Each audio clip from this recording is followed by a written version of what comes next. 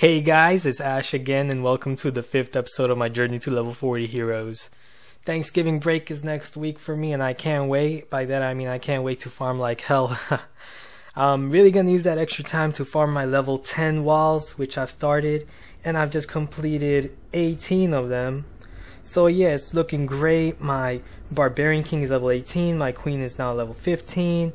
Both of my Expos are now level 3, and they look pretty badass right now. Don't you guys think? Well, now let me share some replays of some of my great Dark Elixir farming raids, as well as some from my clanmates.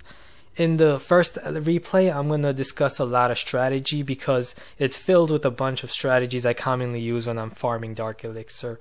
And it will also help you improve your raids, learning from all the important factors that go through my mind when I attempt to raid a base.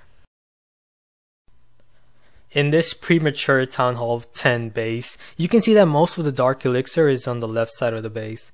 So if you're farming for Dark Elixir, then you should only be focusing on getting the Dark Elixir, and the win if you need to. That means that every other defense outside the range of the Dark Elixir are not important, so you should just ignore them. As well as the Clan Castle, it's nowhere within the range of the Dark Elixir, so you don't even have to trigger it. Next, what you need to do is assess all the defenses surrounding the DE storage. The first thing you should assess is the Inferno Tower. What do you recognize about it?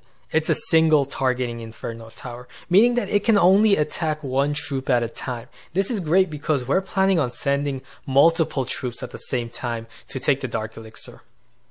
Next, you need to look at the Expos. All the Expos are set to ground only, which means that they have a 14 tile attack range, but also means that they can't target your minions.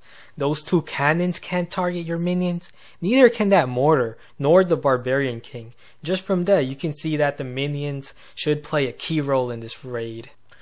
You can see that I have 46 minions with me, and that's because when my DE storage is full, I train minions non-stop to farm golden elixir instead, and to donate them to my clanmates. I highly recommend not having more than 20 minions with you when you're farming Dark Elixir, because you need to maximize your Dark Elixir profit, as minions cost Dark Elixir to train. And you'll see soon enough that I don't even need to use much minions to get all the Dark Elixir from this base. Now, what's the best way to attack this base, instead of just randomly throwing out a bunch of troops and just pray you get the Dark Elixir? Well, remember, the biggest threat to your army is splash damage, so you need to prioritize on getting them out of the way first. The two wizard towers are only protected by a layer of walls, so should we just ambush those two wizard towers quickly?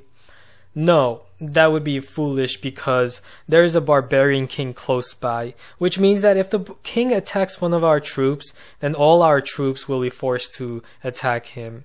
And the king is a tank. If you're going to attack that king, then those two wizard towers are going to easily wipe out all your troops within seconds while your troops are busy attacking the king. So instead, what we're going to do is send one barbarian out first to distract that Barbarian King. And immediately, without wasting much time, we're going to kill one of the wizard towers. Now here's my favorite method of getting rid of wizard towers. I call this attack the multi-dimensional attack. First, I send in a few barbarians and archers. Make sure you space them out so that the wizard tower can target all your ground troops at once. The barbarians act as shields while the archers attack behind them, and this is from the ground. Then I quickly send in a few minions to attack from the air. And this is why it's called a multi-dimensional attack, because the wizard tower can attack both ground and air troops at the same time. It has to decide on attacking the ground troops first or the air troops. Since I sent out ground troops first, it will attack the closest ground troops, while my minions are completely protected for as long as the ground troops are alive. And this combination will ultimately allow me to remove the wizard tower in only a matter of about 3 seconds. And at the same time, I'm going to send in another barbarian next to the king to keep him distracted. And again, I'm going to do the same thing, send in the barbarians to distract the king, then use my multi-dimensional attack to quickly remove the other wizard tower.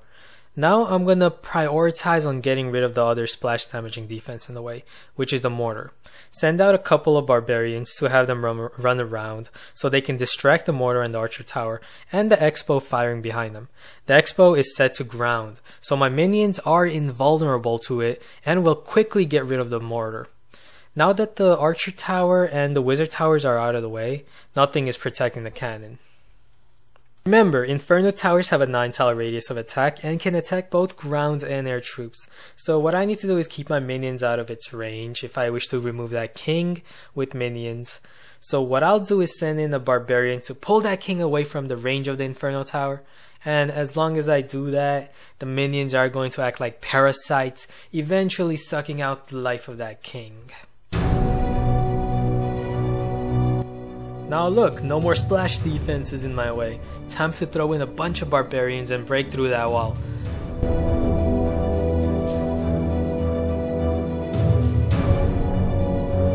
There were 2 well-placed giant bombs in those 2 empty 2x2 tiles, but that's not going to save them.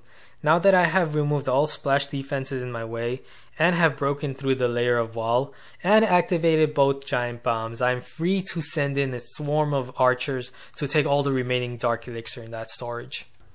And there you go, not only was I able to get all the Dark Elixir, I only used 10 minions, 51 archers, and 40 barbarians to do so through all those defenses. That's a total of 111 housing space. So I only used about 50% of my camp space.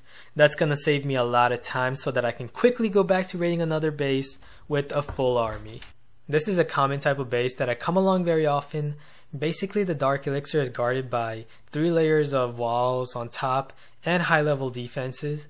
But I'm gonna show this guy just how unsafe his base is against the simple composition of BAM. Again, the first things you look at is the clan castle, the empty tile spaces in the way, and the mode of those X-bows if they're loaded or not. Then you need to worry about all the splash defenses in the way. The first thing that pops out is just how poorly protected that mortar is and how far the 2 wizard towers are on top. Then you have an empty space above that DE storage and 2 above the mortar, which means that there's most likely Teslas or giant bombs there. So if we were to assess every defense in the way for us to get that DE storage, then we can completely ignore those 2 wizard towers just because they're not in the range to hurt us. Start by quickly removing that level 7 mortar. The quicker we remove it, the less we have to worry about splash damage. Point defenses like the cannon and the archer tower are just gonna get overwhelmed by our barbs and archers. And while those barbarians run around, they're gonna act like mini tanks and shields for the archers.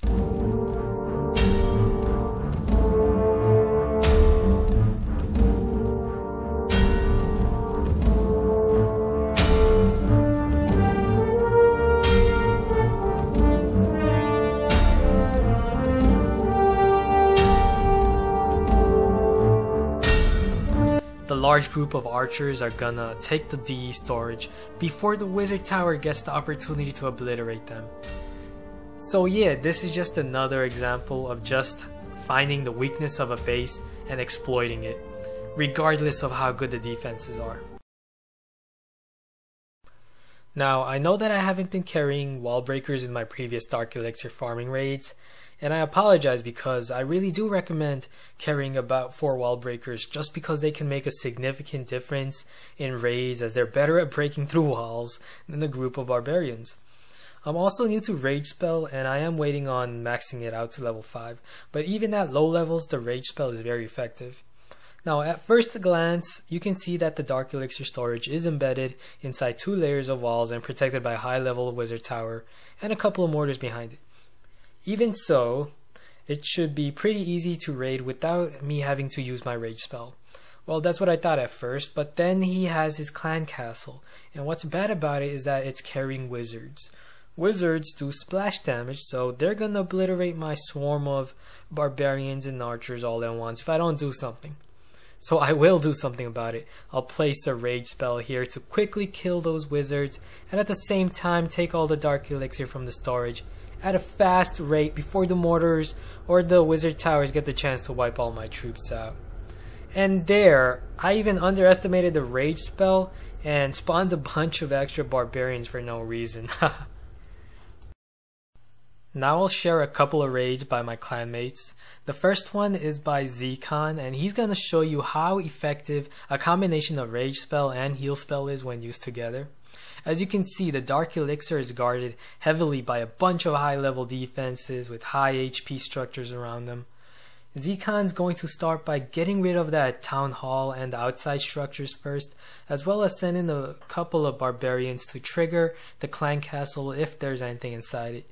There's nothing inside it, and even though those two Inferno towers are multi-targeting, the method Zekon's gonna use will allow him to quickly take the Dark Elixir and run. He starts by sending in a few troops to activate all possible bombs in the way. And when he's safe, he's gonna let it all out, and this is where he's gonna throw in both his rage spell and heal spell together. This will allow his troops to be invulnerable to those wizard towers splash attack and the weak multi-targeting Inferno towers attacks. And at the same time, they will be able to quickly vaporate those point defenses and high HP resource storages thanks to the rage spell.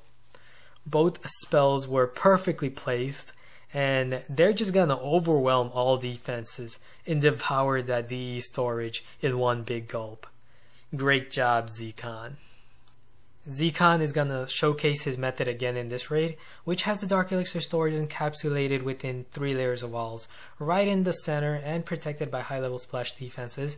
He's gonna start by sending in a line of barbarians to activate possible bombs along that path and remove all outlying structures out of the way. He will then place his rage spell plus heal spell combo along the edge of where he wants to direct his troops towards. And at the same time, all those splash damaging defenses like the level 6 wizard tower and the mortar are not going to do anything to his troops, and at the same time get vaporized in moments. Those clan castle giants are going to be a problem for him, as they can stall out his troops and time out the spells too. So Zekon's not going to take any chances. He's going to place another well placed rage spell right against those giants, and at the same time along the direction of the Dark Elixir storage. The giants aren't going to last long, and those level 7 archers under the raid spell are gonna just tear through that D storage in seconds. Thank you again for another great raid, Zekon.